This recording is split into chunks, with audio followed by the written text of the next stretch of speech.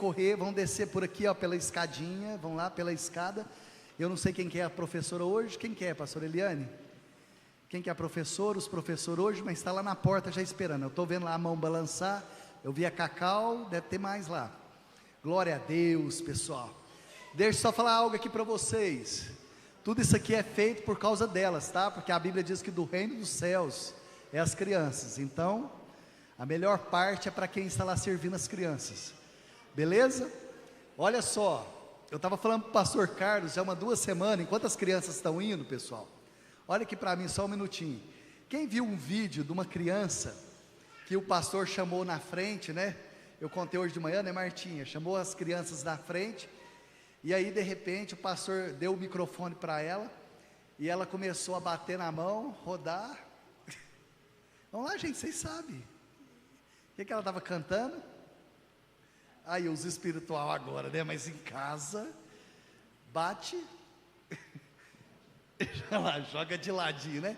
E de repente, ela começou a cantar lá na frente do altar, né? O pastor entregou o microfone, eu falei assim, pastor Carlinhos, pastor Carlos sempre entrega o microfone para as crianças assim, pode esperar qualquer dia desse, alguma coisa vai acontecer, né?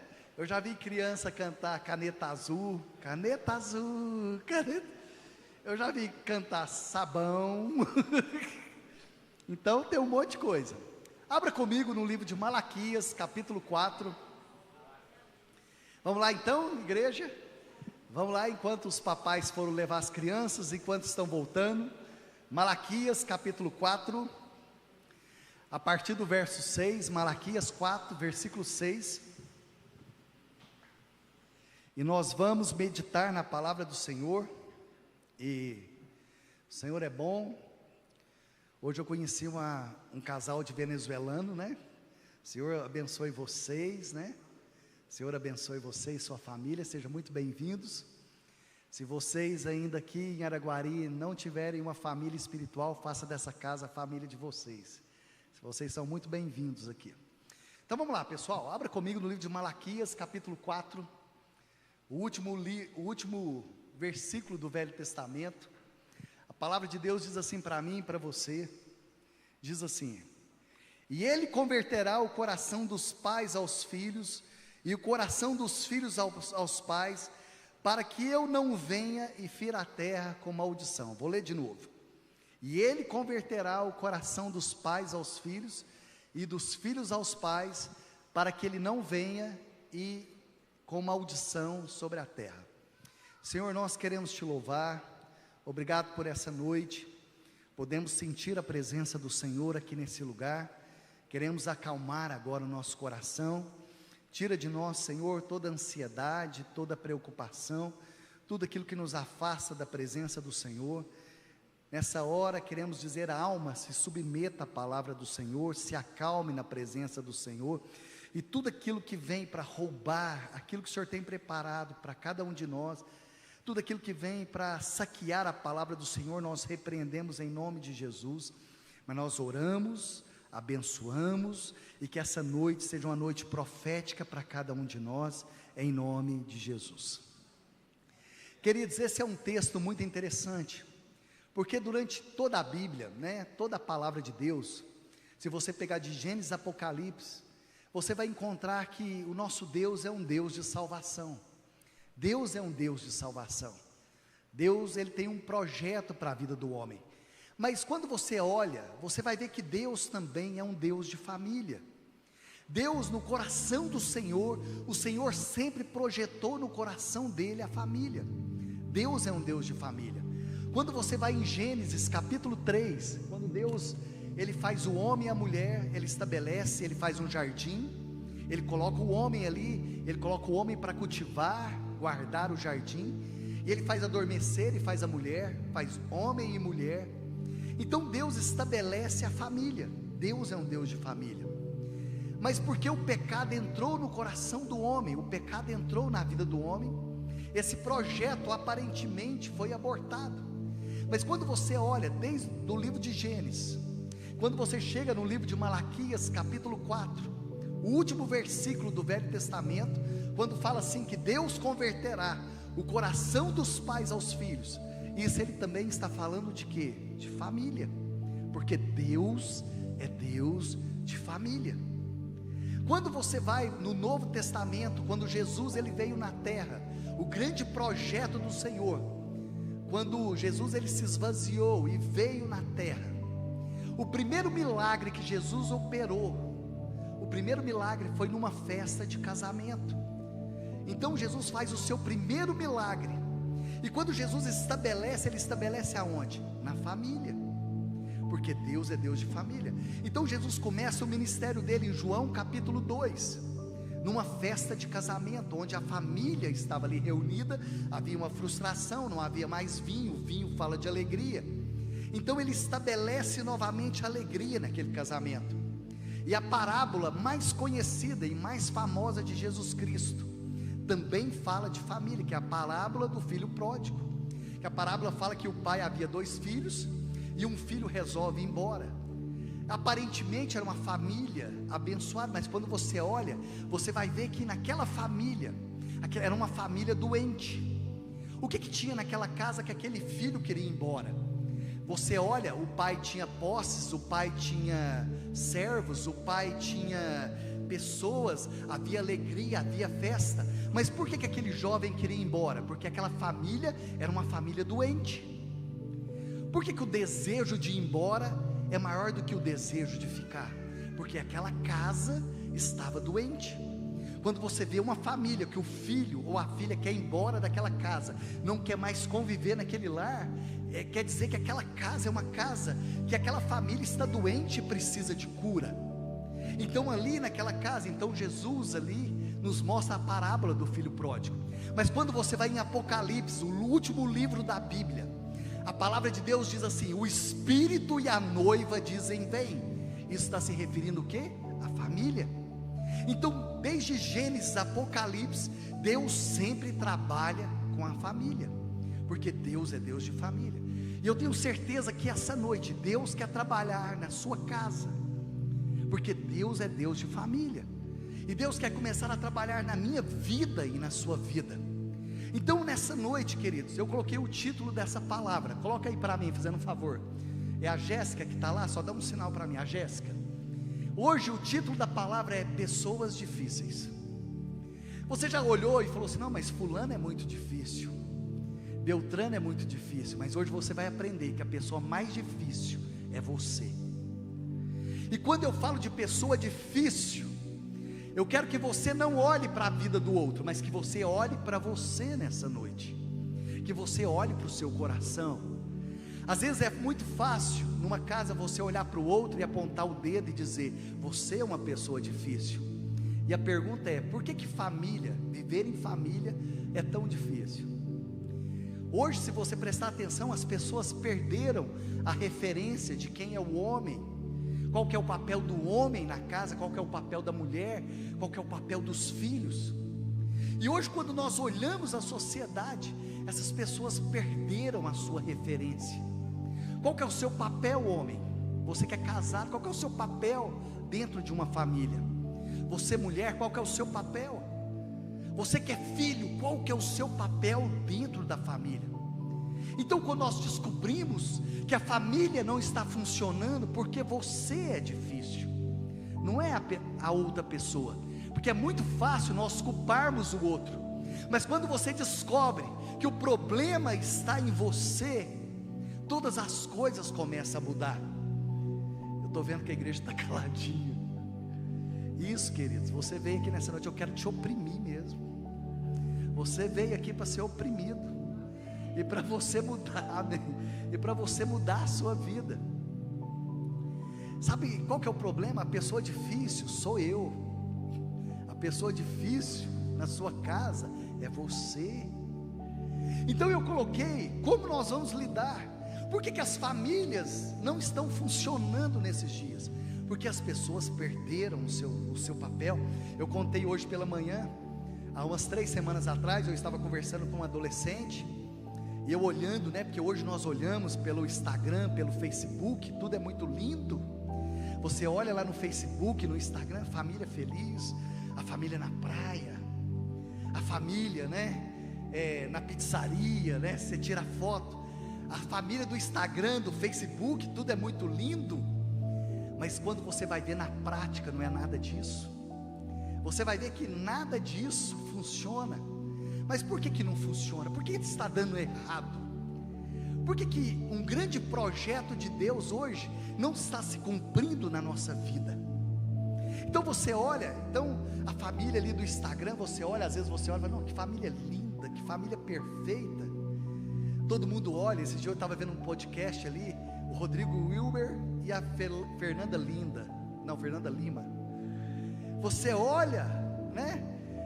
Aquela família, aquele homem que levanta de manhã, vai lá, arranca o trigo, amassa ali o trigo, faz o pão, acorda, vai lá, pega o peixe, vai lá, faz. Você acha que isso existe? Vamos lá, quem acha que isso existe?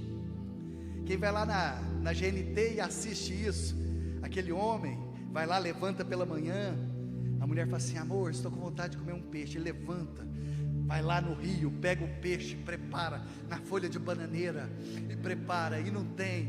Existe, pessoal. Aí quando você volta para a realidade, né? A expectativa e a realidade.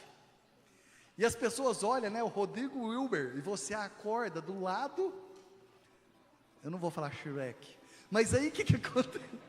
A realidade e a expectativa. Então você olha aquilo ali. Esses dias, eu estava até conversando com a Bruna. Você já assistiu um filme chamado Esposa de Mentira? Quem já assistiu esse filme? Esposa de Mentira. Se não assistiu, é um filme antigo, depois você assiste. É um homem que tinha uma expectativa tal, e aí ele cria uma esposa de mentira. Se eu fosse pregar todo mês, querido, eu ia pregar sobre a família de mentira, que seria hoje. Eu ia pregar sobre a esposa de mentira, e depois eu ia pregar sobre o marido de mentira e os filhos de mentira. E eu ia te mostrar na palavra de Deus o que não é realidade. Mas eu coloquei aqui, por que não funciona, pessoal? Por que não funciona? Esses dias eu estava conversando com um adolescente, eu falei assim, olha, por que você está fazendo isso? Você tem uma família linda, os seus pais, né? Falou assim, você fala isso porque você não conhece eles. Há uma expectativa e há uma realidade. E esse jovem olhou para mim e falou assim, passa uma semana na minha casa e vê se você quer conviver naquele lar. Eu fiquei parado, foi onde surgiu essa palavra, né? Pessoas difíceis. Por que as pessoas são tão difíceis? Eu coloquei o próximo, coloca para mim o próximo slide, Jéssica, fazendo um favor. A família margarina. O que é a família margarina? Já viu aquela família que você vê ali a propaganda na televisão, todo mundo sentado na mesa? E por que família margarina? Eles vendendo ali, né, o produto para passar no pão. Então eu chamo de família margarina. E ali todo mundo sentado na mesa, fala assim, por favor amor, passa o pão. Porque é uma família de quê? De mentira. É de mentira. Que a gente sabe que isso. Mas o que aconteceu com as famílias nesses dias? A família margarina. Eu fico olhando, há mais ou menos uns 15 dias atrás, nós nos deparamos com uma situação. Não coloca ainda não, Jéssica, para mim. Coloca não. Nós nos deparamos aí com uma situação de uma jovem de 22 anos, que ela foi para um programa dominical, e nesse programa dominical ela falou assim que os pais dela, né, uma criança que trabalhou, tem alguns milhões aí, deve ter uns 200 milhões, 300 milhões ali na conta, mas uma família tóxica, e de repente aquela jovem estava na praia e falou assim, eu não tenho, pai, faz um pix para mim de R$10 que eu não tenho para comer um milho. Quem assistiu essa reportagem? Deixa eu ver, coloca aí para mim a foto, fazendo um favor. Quem que é essa jovem? Quem que é essa jovem, gente? Larissa Manoela. Foi criada aparentemente na televisão, uma família perfeita, os pais cuidavam dela, tal, até ela ir no programa de televisão. Não estou aqui para falar quem está certo, quem está errado, não quero saber, pessoal, não precisa me procurar no final para falar, não estou aqui para julgar, mas aparentemente uma família, né, e tomou todas as páginas de jornal, televisão, uma jovem que pede um pix para o pai, uma jovem de 22 anos, que tem 200 milhões na conta, mas não tinha 10 reais para comer o milho. Eu parei e falei assim: gente, se a Larissa Manoela não tem 10 reais para comer o milho, eu fico imaginando eu e você. Ela não tem, quase que eu liguei para ela e falei assim: menina, me passa seu Pix. Ela falou assim: eu não tenho 10 reais, pai, por favor, faz um Pix, pelo menos para me tomar um chá aqui. Não quero saber quem está certo, quem está errado, mas a gente vê uma geração tóxica, pai tóxicos, uma geração tóxica, líderes tóxicos, que tenta afogar a vida das pessoas, manipular pessoas. Nós vivemos essa geração, pessoas que tentam sufocar a vida dos outros. Então essa jovem, de repente, ela para, mas o porquê que tudo isso acontece na vida das pessoas? Pessoas que são manipuladoras, pessoas que querem coordenar a vida dos outros. Então a gente olha essa jovem, de repente ela teve que ir num programa de televisão para dizer: eu não aguento mais viver dessa forma. O que está acontecendo com as famílias hoje? Talvez eu não sei como que é a sua casa, eu não sei como que é a sua família. Talvez nós estamos falando aqui, pessoas que não conversam mais dentro de casa, pessoas que só se comunicam pelo celular. Eu já vi pessoas que sentam ali em volta da mesa e levantam e saem toda a família e não tiveram um diálogo. Às vezes é muito interessante, às vezes quando a gente sai para comer alguma coisa, várias vezes nós estávamos reunidos, né, Cíntia? E um dos lemas é: pessoal, vamos colocar o celular, vamos desligar o celular e colocar aqui no centro da mesa, para nós termos comunhão uns com os outros. Então há muitas pessoas, pessoal, estar juntos não quer dizer que nós estamos perto. Pessoas que não se comunicam mais, pessoas tóxicas. Então coloca o próximo para mim.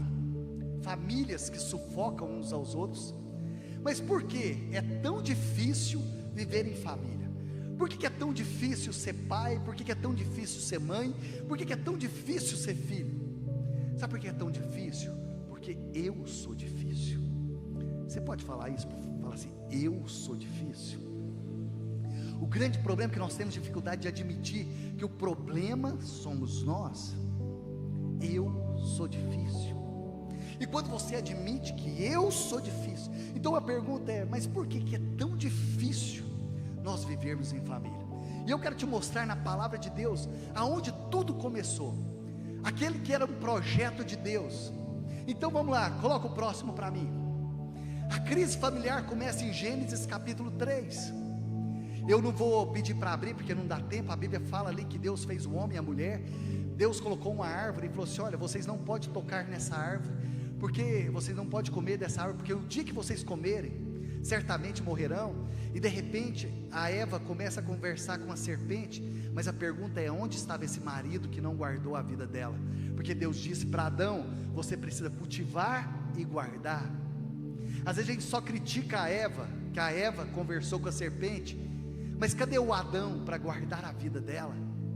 Então ali, a primeira coisa, então ela come do fruto e dá para o seu marido. E a Bíblia fala que todo dia, na viração do dia, Deus vinha ter com o homem. Adão ficava esperando, Eva ficava esperando o Senhor. E eu creio que Adão, ele era mineiro, todo dia fazia um pão de queijo, fazia um cafezinho quentinho, ou até um milho, né? Não, milho não, milho é outra pessoa. Milho com chá já é outra pessoa. Mas Adão fazia um pão de queijo quentinho ali, esperando o Senhor.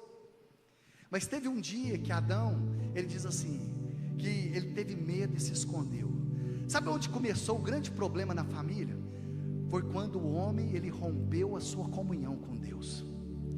Porque o vertical, ele vai refletir no horizontal.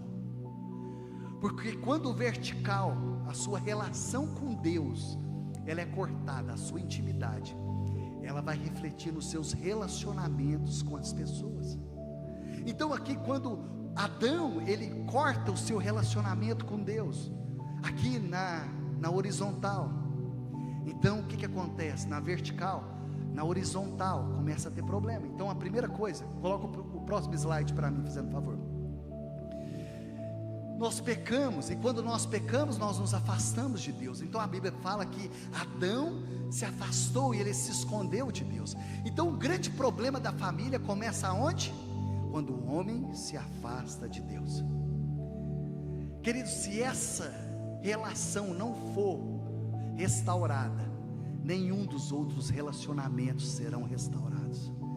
Se o seu relacionamento com Deus, de cima para baixo, não for restaurado, o seu relacionamento com as outras pessoas também não serão restaurados. A Bíblia fala que naquele momento Adão e Eva se escondeu de Deus, porque eles teve medo. Então aqui começa o grande problema da família, porque rompeu a comunhão com o Senhor.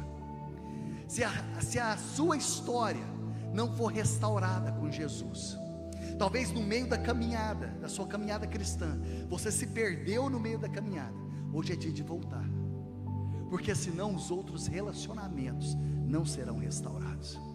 Então começa aqui uma história que foi rompida de baixo para cima, na intimidade com o Senhor. E quando a intimidade com o Senhor é rompida, o que acontece? Coloca o próximo, fazendo favor. O pecado nos coloca o que? Uns contra os outros. Quando a nossa intimidade com Deus é rompida, nós nos levantamos uns contra os outros. Então naquele momento, o Senhor chega e fala assim: Adão, você comeu do fruto que você não deveria ter comido. Ele fala assim: a mulher que tu me deste. Ele começou a acusar as pessoas que estavam à volta. Sabe por que ele acusou as pessoas em volta? Porque o relacionamento dele com Deus foi rompido. Sabe por que as pessoas criam problemas umas com as outras? Porque a intimidade dela com Deus foi rompida. Quando nós criamos um problema de intimidade com o Senhor, nós começamos a achar culpado pelos nossos fracassos e os nossos problemas. Nós começamos a apontar dedos para as pessoas. Sabe por quê? Isso é um reflexo da falta de intimidade com Deus. Então Adão, quando essa intimidade foi cortada, que Deus vinha na viração do dia, ele começou a acusar sua esposa, começou a apontar o dedo para quem estava perto dele. Então um dos primeiros reflexos de alguém que teve a sua intimidade cortada com Deus, é quando começa a cortar a intimidade com as outras pessoas, e apontar o dedo para as outras pessoas que durante anos teve comunhão, e apontar o dedo. É o primeiro reflexo de uma intimidade que foi cortada. Segunda coisa, coloca o próximo para mim. O pecado nos impede de enxergar o que? Corretamente. Você não consegue enxergar as coisas corretamente. O que ele disse? A mulher disse assim: porque a serpente me enganou e eu comi. Ela não conseguia mais enxergar a realidade. Nós não conseguimos mais enxergar o que está diante de nós, que Deus tem algo para nós. Então, se nós queremos, querido, que a família seja restaurada, que os relacionamentos sejam restaurados, primeiro nós temos que restaurar a nossa intimidade com o Senhor, a nossa intimidade com Deus. Porque quando a sua intimidade com Deus for restaurada, você começa a restaurar a sua comunhão uns com os outros, você começa a enxergar as coisas conforme elas devem ser. Então aqui começa, então, nós precisamos enxergar corretamente todas as coisas. Coloca o próximo para mim, Jéssica, fazendo favor. Então, queridos, eu coloquei um livro aqui, eu vou até pegar meu celular. Tem um livro chamado O que Você Esperava. Eu não sei se você já leu esse livro, e é um livro que fala da família. Se você não leu, eu quero te indicar esse livro do Paul Tripp. Chama O que Você Esperava. É um livro que fala de família. E olha só que interessante o que esse livro fala da família. E eu acho muito interessante. É uma leitura que todos nós deveríamos ter. E ele fala assim, ó: a expectativa fictícia e a realidade do casamento. E eu quero ler algumas coisas que ele escreve nesse livro. Olha só que interessante. A guerra mais importante que precisa ser vencida, não é a que está sendo travada uns contra os outros, mas a que está sendo travada neles individualmente, para que a transformação verdadeira possa ocorrer. E essa guerra precisa ser vencida. Sabe, a maior guerra, queridos, não é uns contra os outros, é a guerra que está dentro de nós. Outra coisa que ele escreve nesse livro, olha só que interessante. Ele diz assim: existe poucos casais que entendem aquilo que precisa entender para uma transformação duradoura e que possa ocorrer no casamento. Eles acreditam que a luta é contra o cônjuge, ou que precisa mudar a circunstância em que se encontra, mas a realidade é esta: todas as lutas horizontais são frutos de uma guerra mais profunda. Todas as guerras horizontais é fruto de algo dentro do meu e do seu coração. Então essas guerras que nós travamos, querido, é fruto daquilo que nós temos travado dentro de nós, e aí nós expressamos na vida das outras pessoas.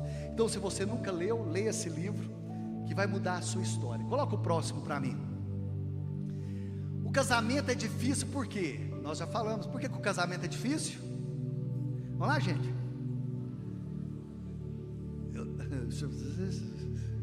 Você está com medo da sua esposa escutar do lado, depois ela te cobrar em casa? Por que o casamento é difícil? Vamos lá de novo? Por que o casamento é difícil? Porque eu sou difícil.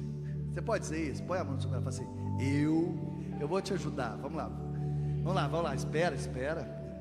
Fala assim: eu sou difícil. Vamos lá de novo então? Pra você guardar bem. Se você sair daqui nessa noite guardando bem, fala assim: eu sou difícil.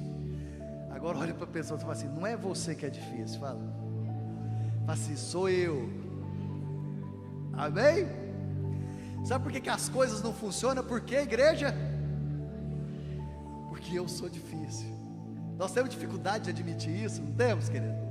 Temos ou não? Tem uns assim que está durinho, a esposa está cutucando assim do lado, né? Nós temos dificuldade. Sabe por que é difícil, querido? Sabe por que a luta é difícil? Porque você é difícil, eu sou difícil. A hora que alguém chegar, a esposa olhar e falar assim: não, mas está complicado, o que você vai falar? Está complicado por quê? Porque eu sou difícil. Você não vai falar assim: você é difícil, você vai falar assim: eu sou difícil.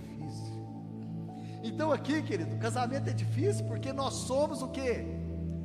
Difíceis. Vamos lá, coloca o próximo. E é tão interessante, queridos. Jéssica, coloca o próximo versículo para mim, fazendo um favor. E eu quero te mostrar 8 contribuições para o desequilíbrio emocional. Por que as pessoas são tão desequilibradas emocionalmente? Agora não vai dar tempo de eu ler o capítulo, porque o capítulo é um pouquinho grande, mas presta atenção aqui que eu vou resumir a história. Em João capítulo 4 conta a história de uma mulher conhecida como mulher samaritana. E a Bíblia fala que essa mulher, por volta do meio-dia, ela buscava água no poço. Então ela buscava água no poço, ali por volta do meio-dia. Jesus vai até o poço. Jesus manda os 12 discípulos buscar pão. Olha aqui para mim, pessoal, 12 homens para buscar um pão para Jesus. 12 homens para buscar um pão. Você já parou para analisar? Precisava de 12 homens para carregar um pão. Por que Jesus mandou 12 homens para buscar um pão? Para aqueles homens não atrapalhar o que Jesus queria fazer naquele lugar. Jesus olhou para os 12 e falou assim: vai buscar pão. Esses dias uma pessoa chegou em mim e falou assim: cadê o fulano de tal? Eu falei assim: Jesus mandou ele buscar pão, para não atrapalhar nós aqui mais. Então tem muita gente que Jesus mandou buscar pão. Graças a Deus, deixa eles buscar pão. Está buscando pão, graças a Deus, para não atrapalhar. Então tem muita gente buscando pão. Eu espero que o Senhor não manda nem você nem eu buscar pão, porque se estiver atrapalhando, Ele manda buscar pão. E Jesus chega lá no poço e fala assim: ó, vai lá buscar pão. Mandou os 12 buscar pão. Ficou sozinho com a mulher samaritana.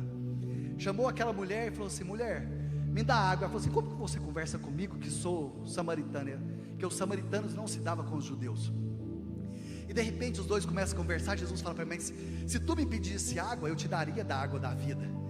E de repente ele olha para ela e fala assim: mulher, mas cadê os seus maridos? Cadê o seu marido? Ela falou assim: eu não tenho marido. Ele falou: disseste bem, porque o que você tem agora não é seu. Tivesse 5 maridos. E ela fala assim: mas onde eu devo adorar? Aqui ou em Jerusalém? Havia algo no coração dela. Ele fala assim: não, mas chegará a hora que você adorará o Pai em espírito e em verdade. Nós vamos descobrir 8 desequilíbrios emocionais na vida dessa mulher. Mas antes disso, apaga a luz para mim, fazendo um favor. Os discípulos, vamos lá, antes que eu mando vocês buscar pão, apaga a luz para mim. Ou senão você comeu o milho. Solta para mim, Jéssica. Jéssica, solta aí para mim. Solta o som. Volta para mim, Jéssica, tá sem som. Os meninos, solta o som para mim. Volta. Espera um pouquinho, Jéssica. Isso. O pessoal do som, solta o som para mim, fazendo favor. Isso. Mais alto. Tá baixo.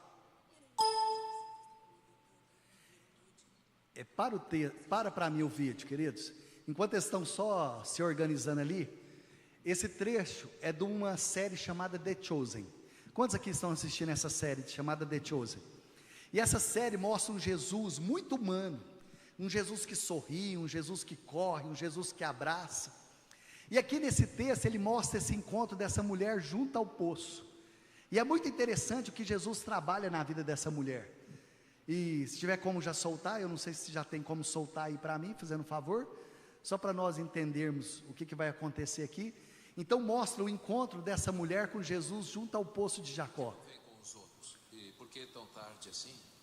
As mulheres não vêm ao poço quando é mais fresco pela manhã. Nenhuma delas quer ser vista comigo, então eu tenho que vir ao meio-dia, no calor, como você gentilmente me lembrou. Por que não querem ser vistas com você? Longa história. Eu ainda gostaria de beber água, se puder. Tem jeito de aumentar mais um pouquinho? Eu não sou impura para você? Não será maculado por essa ânfora? Talvez algumas pessoas do meu povo digam isso sobre suas mulheres, mas eu não. É? E o que você diz? Digo que se soubesse quem eu sou, você teria pedido água a mim. Jura? E eu lhe teria dado água viva. É, só que o senhor não tem com que tirar a água e esse poço é fundo. Além do mais, por que você precisa de mim se tem sua própria reserva de água viva? Longa história. Mas a água judaica é melhor do que a samaritana, né? Não foi o que eu disse. Por acaso o senhor é maior do que o nosso pai Jacó, que nos deu esse poço? A sua água é melhor do que a dele? Eu conheço Jacó. E digo que quem beber desta água terá sede outra vez. Mas quem beber da água que eu der, nunca mais terá sede. Esse Messias de quem você fala, eu sou ele. O primeiro se chamava Ramim. Você era uma mulher de pureza. Estava animada por se casar. Mas ele não era um bom homem. Machucou você. E fez você questionar o casamento. E até a prática da sua fé. O segundo se chamava Fazad. Na sua noite de núpcias, a pele dele tinha cheiro de laranja. E até hoje, toda vez que você passa pelas laranjas do mercado, você se sente culpada por deixá-lo. Porque ele foi o único homem verdadeiramente devoto com quem você esteve. Mas você se sente indigna. Por que você está fazendo isso? Eu não me apresentei ao público como o Messias. Você é a primeira. Seria bom se acreditasse em mim.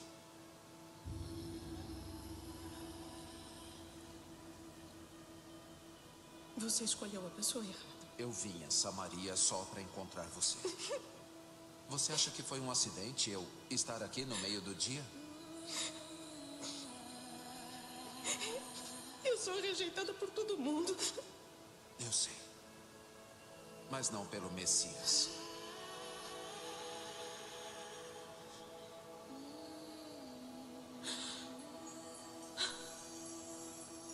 E você sabe essas coisas porque você é o Cristo.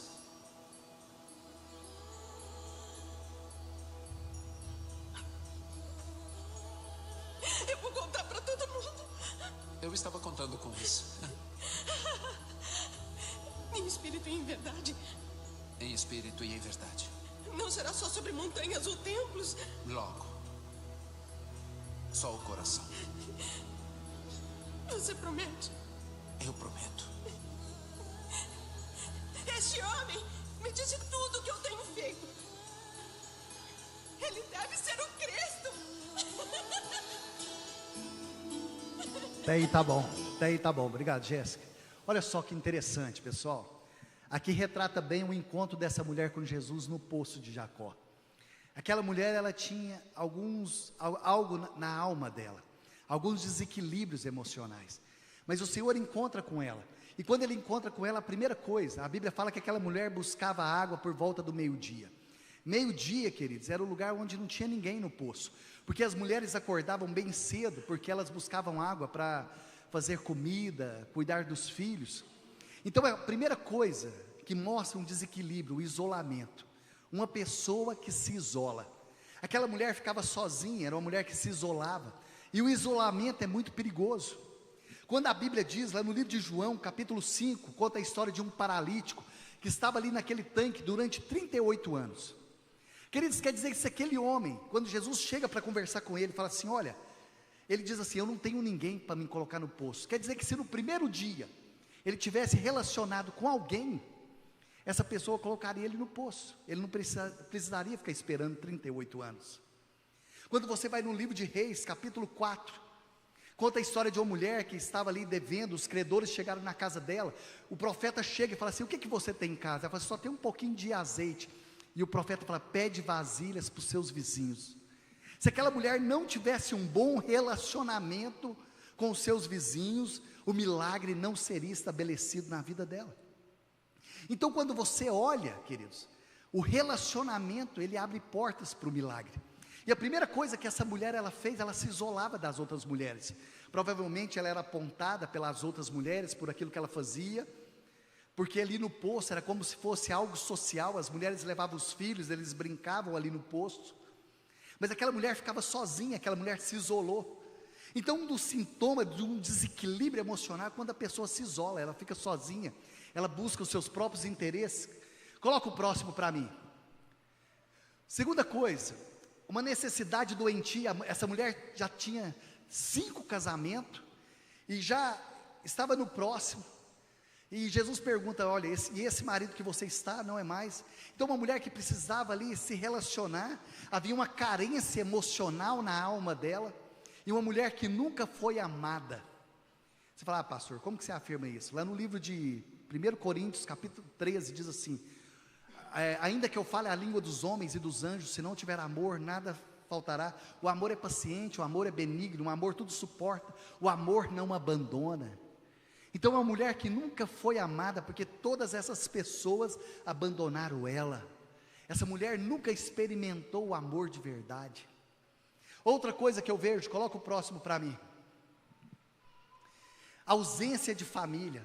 Não tinha referência de uma família saudável. Hoje nós vemos muitas famílias tóxicas, famílias que sufocam uns aos outros. Ontem eu estava contando aqui para os jovens, né? Eu estava lendo uma reportagem sobre Ruth Graham, a esposa do Billy Graham. E Billy Graham foi o maior pregador dessa geração, pessoal. Ele faleceu, deve ter pouco tempo, 2, 3 anos, não sei. Billy Graham, já com 90 e tantos anos, o maior pregador. Chegaram para a mulher dele e falaram assim, Ruth, algum dia você pensou em divorciar de Billy Graham? Ela falou assim, deixa eu falar algo para você, eu nunca pensei em divorciar dele, mas matar ele sim. Ela falou assim, quem falou foi Ruth Graham, não sou eu, gente. Ela disse, olha, divorciar não, mas pegar ele pelo pescoço e matar ele, eu já pensei várias vezes. Sabe, queridos, eu não sei o que está passando no seu coração hoje, mas Deus pode mudar todas as coisas, amém? Outra coisa, coloca o próximo para mim, fazendo um favor. Viver uma cultura doentia. O que é uma cultura doentia?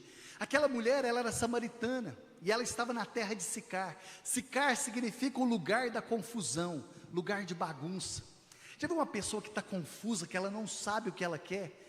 Era uma mulher que estava confusa, era uma mulher que estava doente ali, emocionalmente. Ela falou assim, eu não sei se eu adoro em Jerusalém, ou se eu adoro aqui nesse lugar. Era uma mulher que tinha o quê? Uma cultura doentia. Sabe o que é uma cultura doentia? Que coloca coisas que não é para ser vividas. Então ela vivia uma cultura doente. Quer ver? Coloca o próximo para mim, fazendo um favor. Coloca o próximo. Era uma mulher confusa espiritualmente, que ela perguntava: eu adoro nesse lugar, eu adoro em outro lugar. Uma mulher confusa emocionalmente. Coloca o próximo. Carregada de dores e trauma. Era uma mulher traumatizada, pessoal. Vocês imaginam as dores que ela carregava na alma dela, as perdas, as lutas, né, que ela carregava na sua alma. Coloca o próximo. Ela repetia aqueles padrões que não era saudável, né, de relacionamentos. Ela saía de um relacionamento, ela ia para outro relacionamento, e as mesmas coisas aconteciam na vida dela. Cíntia, você me ajuda aqui, fazendo um favor? Coloca o próximo, fazendo um favor. Aceitaram os abusos. Olha aqui para mim, queridos, a pior coisa que tem é você viver abuso. Quando a gente fala abuso, a gente fala assim: fulano foi abusado. A primeira coisa que vem na nossa cabeça é o quê? Sexual. Mas abuso não é só sexual. Existe abuso de alma, existe abuso de autoridade, existe abuso de pessoas com as nossas vidas. E querendo ou não, queridos, muitas pessoas usam da sua autoridade para agir com abuso com a nossa vida. E a pior coisa que existe é ser abusado espiritualmente. Quer ver um abuso espiritual? Você fala, vai em tal lugar, e a pessoa vira para você e fala assim: mas você não me pediu. Você não me pediu. Isso é um abuso. Quantos gostam aqui do livre-arbítrio? Deixa eu ver. Tem alguém aqui que não gosta de ser livre, pessoal? Você gosta de viver na escravidão? Deixa eu ver, deixa eu perguntar, porque aí fica mais fácil. Então quer dizer que todo mundo gosta de livre-arbítrio. Gosta ou não gosta? Gosta ou não? Gosta. Então por que as pessoas gostam de escravizar outras pessoas? Sendo, lógico, que precisa haver respeito. Ah, você não me pediu para ir em tal lugar. Você não me pediu para viajar. Você não me pediu para tirar férias. Isso é abuso, você não acha que é abuso? Isso é abuso, isso é falta de respeito. Se você gosta de liberdade, se você gosta do seu livre-arbítrio, então respeita o livre-arbítrio da outra pessoa. Pessoas que gostam de escravizar outras pessoas, pessoas que gostam de escravizar outras pessoas são pessoas inseguras. E sabe o que acontece quando isso vem? Quando as pessoas tentam escravizar outras pessoas. Minha avó falava muito isso. Já viu quando você aperta aqui? O que acontece? Escorrega aonde? Deixa eu perguntar aqui para vocês. Vocês não acham que é um abuso alguém virar para você e falar assim: ó, agora quem vai determinar que o dia que você vai viajar sou eu? Vocês não acham que isso é abuso, não? Não acham? Quem acha que isso é normal? Vamos lá. Quem acha que é normal? Uma pessoa virar para você e falar assim: ó, agora eu vou falar o dia que você vai tirar férias. Você acha que é abuso ou não? Vai cuidar da sua vida, ou não? Pessoas que abusam emocionalmente, espiritualmente, sabe? Então essa mulher, ela era abusada, ela era abusada sexualmente pelos homens, ela era abusada na alma, ela era abusada no espírito. Eu não sei se você já foi abusado espiritualmente, mas é terrível o trauma que isso causa na vida das pessoas. E às vezes as pessoas são tão abusadas espiritualmente, que você aprende algo, queridos. Uma coisa que eu já aprendi: passarinho que voa, você não coloca mais na gaiola. Então nós precisamos aprender. Eu lembro um dia, a minha sobrinha, ela era pequenininha, tinha 2 aninhos, e lá na casa da minha irmã tinha uma gaiola de calopsita, aqueles passarinhos que ficam em gaiola, né? E aí ela ficou olhando aqueles passarinhos, e ela foi lá e abriu a gaiola, e os passarinhos voou. Não podia, né, gente? Quem sabe que é pássaro de cativeiro. E aí a minha irmã descobriu que ela abriu a gaiola. E aí a minha irmã chamou ela e falou assim: Alice, você abriu a gaiola dos passarinhos e falou assim: mamãe, você quer viver em cativeiro? Ela falou assim: não, Alice. Mas criança não entende, né, gente? Que aquele pássaro não podia. E minha irmã tentou explicar, falou assim: mamãe, sabe o que o pássaro falou para mim? Ela falou: o que, Alice? Obrigada, Alice.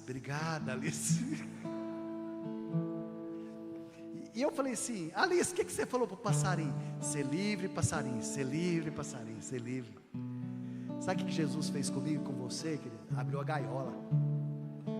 Se algum homem ou alguma mulher tentar te colocar na gaiola, você é livre. Você é livre. Você é livre para ir onde o Senhor te colocar. Foi para a liberdade que Cristo nos chamou. Você é livre no Senhor. Não aceita abusos espirituais sobre a sua vida. Foi para a liberdade que o Senhor nos chamou, amém, queridos? E quando a gente entende isso, isso é tão libertador na nossa vida. Foi para a liberdade que Cristo nos chamou. Então essa mulher viveu abusos durante anos na vida dela, até ela encontrar Jesus. E Jesus falou assim: não, foi para a liberdade que eu te chamei. Ela era escrava dos sentimentos. Ela era escrava de homens, de vários homens. Ela era escrava da religião, em Samaria ou em Jerusalém. Até que Jesus abriu a gaiola e falou assim: ser livre, passarinho. Ser livre, passarinho. Vamos lá, coloca o próximo.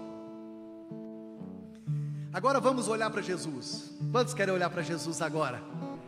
Quantos creem que os nossos olhos têm que estar em Jesus? Amém, queridos? Vamos lá, os nossos olhos em Jesus. Vamos lá, coloca o próximo. Jesus é a pessoa segura. Jesus falou assim: ó, se tu beberes da água que eu te der. Sabe o que é isso? Segurança. Segurança. Sabe, queridos, se cada um de nós identificarmos o nosso papel, se você identificar o seu papel, eu fico vendo, né, queridos, o homem tem o seu papel, a mulher tem o seu papel. A criança, quando chega em casa, o que a mãe faz? Corre, abraça a criança e coloca aonde? No colo. Porque a mãe, ela ama, ela ensina, ela cuida, ela educa. O pai, quando chega em casa, o que faz com a criança? Pega a criança e joga para cima. Ou não? Porque a mãe, ela cuida, o pai, ele projeta. O pai dá direção. Por isso que a Bíblia fala que as crianças são como flecha na aljava. Porque o pai é proteção, o pai é direção, o pai, ele conduz, o pai traz força, o pai traz segurança, e a mãe traz aquele amor, aquele aconchego. Esses dias eu estava na praça, eu vi um casal, e a criança estava brincando, e a criança saiu correndo, e a criança tropeçou e caiu. A hora que a criança caiu, a mãe já levantou, o pai segurou, e a mãe falou assim: pulou. O pai falou: você não pulou, você caiu. E os dois começaram a discutir ali, e o pai falou assim: ela não pulou, ela caiu, ele caiu. E aí a mãe correu para levantar, o pai falou assim: não é para você levantar ele, porque quando ele tropeçar na vida, não vai ter ninguém para levantar ele vai ter que aprender a levantar sozinho. E a mãe falou assim: não, você pulou. O pai falou assim: você não pulou, você caiu. Sabe, querido, se nós não aprendermos a levantar dos tropeços da vida, e aí o pai conversando com a mãe, o pai dando uma direção, a mãe dando outra, e o pai chegou perto da criança e falou assim: levanta. E a criança levantou com dificuldade, a mãe não aguentou, pegou e pôs no colo. Depois que a criança acalmou, o pai veio, pegou e jogou para cima. Então por quê? Porque a mãe traz amor, o pai projeta o filho para o futuro, amém? Projeta. Coloca o próximo. Jesus não busca pessoas saudáveis. Talvez seu coração nessa noite está doente, mas Jesus, Ele veio para curar cada um de nós, amém, queridos? Coloca o próximo. Eu vou andar mais rápido, já estou terminando, já vou chegar no final. Jesus ama os que não são amados. Talvez você não é amado, mas Jesus, Ele te ama, não importa a circunstância. Coloca o próximo. Jesus compartilha a sua vida emocional. Jesus olha para aquela mulher e fala: olha, se você beber da água que eu tiver, você terá a vida eterna. Jesus quer compartilhar a vida dele comigo e com você. Jesus compartilhou a vida dele com aquela mulher. Coloca o próximo. Jesus envia o Espírito Santo para sarar as feridas, amém? Aquela mulher foi sarada, aquela mulher foi curada, aquela mulher foi restaurada. Tenho certeza que aquela mulher pôde até comer um milho e tomar um chá na praia. Coloca o próximo para mim. O Espírito Santo nos capacita a controlar as emoções, amém? Quantos creem que o fruto do Espírito é longanimidade, benignidade, mansidão, domínio próprio, amém? O próximo. Relacionamento com Jesus se torna um novo padrão. Quantos querem um novo padrão de relacionamento, queridos? Vamos lá, o próximo, Jéssica, eu acho que já é quase terminando. Jesus nos torna emocionalmente saudáveis. E o próximo? Quantos querem refletir e praticar essa semana? Fala assim comigo: refletir e praticar. Fala assim: a pessoa difícil sou eu. Quem que é a pessoa difícil?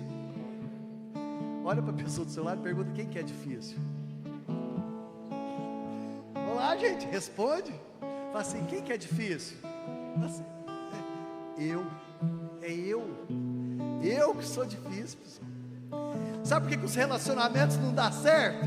Fala assim, os relacionamentos não dão certo porque eu sou difícil. Quem que é difícil? Você. Não, eu. Às vezes nós queremos falar que o outro é difícil, né, querido? Agora, para refletir e praticar essa semana: viver em família é difícil, porque nós somos pessoas. Achar que o erro reside no outro é o maior erro. Terceira coisa: a razão pela qual os relacionamentos estão falhando é o seu primeiro relacionamento. Qual que é o primeiro relacionamento? O seu relacionamento com Jesus. Porque se o seu relacionamento está falhando com Jesus, vai falhar com as outras pessoas. Sabe por que nós não nos relacionamos mais com as outras pessoas? Porque o nosso primeiro relacionamento está falho. E por último, nenhum relacionamento irá suprir, somente Jesus é uma fonte inegociável. Feche seus olhos. Eu quero fazer uma dinâmica de fé. Se você estiver perto da sua família de sangue, do seu esposo, dos seus filhos, dê as mãos aí, mesmo sentado. Se você está com a sua esposa, com o seu esposo, com os seus filhos, isso, sentado, isso.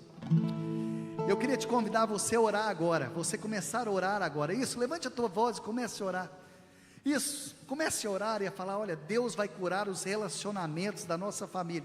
Não estou escutando a igreja orar, não estou escutando, vamos lá, fala: Deus vai curar os nossos relacionamentos. Se você está sozinho, comece a orar pela sua família, isso, se você está sozinho, ore pela sua família, isso, ore pela sua família. Sabe, Deus quer curar relacionamentos nessa noite. Deus quer curar pessoas difíceis, e essas pessoas difíceis somos nós. As pessoas difíceis somos nós. As pessoas difíceis somos nós. As pessoas difíceis somos nós. Isso, levanta a tua voz. Fala: olha, essa pessoa sou eu. Eu sou difícil como filho, eu sou difícil como marido, eu sou difícil como esposa, eu sou difícil como mãe, eu sou difícil como filho. Sabe, queridos, levante a tua voz e fala: Deus quer curar os relacionamentos nessa noite. Sabe, queridos, enquanto a equipe de louvor está cantando, você levanta a tua voz e continue a orar. Ore pela sua família. Deus quer curar as famílias nessa noite. Sabe, queridos, Deus quer curar as famílias nessa noite de traumas, ressentimentos, de mágoas, de todo abuso espiritual. Deus quer curar nessa noite. Isso, queridos, enquanto a equipe de louvor está cantando, você vai levantar a tua voz e orar. Fala: Deus, nessa noite cura os nossos relacionamentos. Essa noite é uma noite que o Senhor cura os nossos relacionamentos. Isso.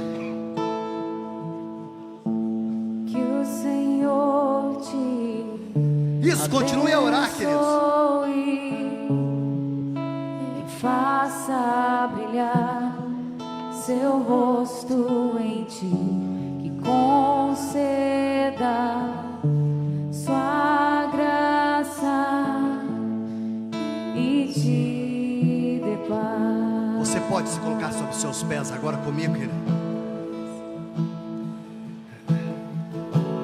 Que o Senhor te abençoe e faça brilhar seu rosto em ti, e conceda sua graça e te dê paz. Isso, queridos, faça dessa canção uma oração profética. Paz.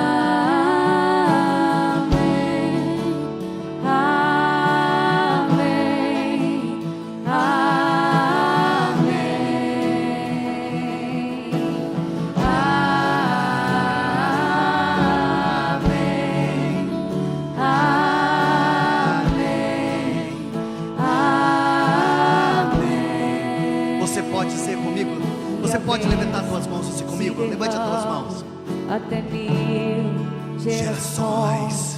Sua família, seus filhos e os filhos de seus filhos, que a bênção se derrame até 1000 gerações. Sua família, seus filhos e os filhos de seus filhos, que a bênção se derrame até 1000 gerações. Sua família, seus filhos e os filhos de seus filhos, que a bênção se derrame até 1000 gerações. Sua família, seus filhos e os filhos de seus filhos, sua presença te acompanhe por detrás e por diante, do seu lado e em ti. É contigo, é por ti, e de noite e de dia, tua entrada e saída, em teu riso e teu choro. É contigo, é por ti, é contigo, é por ti, é contigo, é por ti, é contigo, é por ti, é contigo, é por ti.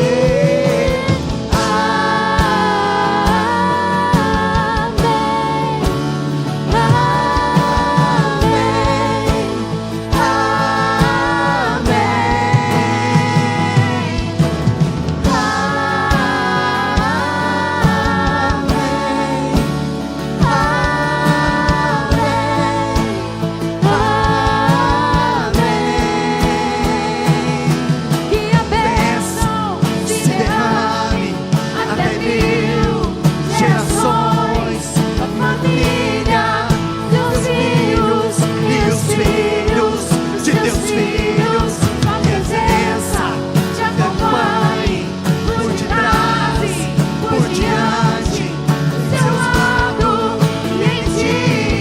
É contigo, é por ti, é de noite e de dia, tua entrada, tua saída, teu riso e teu choro. É por ti, é por ti, é contigo, é por ti, é contigo, é por ti, é contigo, é por ti, é contigo, é por ti. Te louvamos, Senhor. Tu és o Deus que nos abençoa. Tu és o Deus de família. Deus, para começar de nós, toda mudança começa com nós. Toda mudança começa no nosso coração. Se nós queremos mudança, o nosso relacionamento com o Senhor precisa ser um relacionamento saudável. Sabemos que se o nosso relacionamento for saudável com o Senhor, todos os outros relacionamentos se tornarão saudáveis. Por isso, nessa noite, sabemos que é uma noite de restauração, de aliança com o Senhor. Tu és o Deus que sonda, Tu és o Deus que sonda o nosso coração. Em nome de Jesus. Queridos, que o Senhor te abençoe. Que você tenha uma ótima semana. Que o Senhor abençoe a sua casa, abençoe a sua família. Olhe para a pessoa que está perto de você e fala assim: a pessoa difícil sou eu. Sou eu. Que o Senhor te abençoe e te guarde, querido.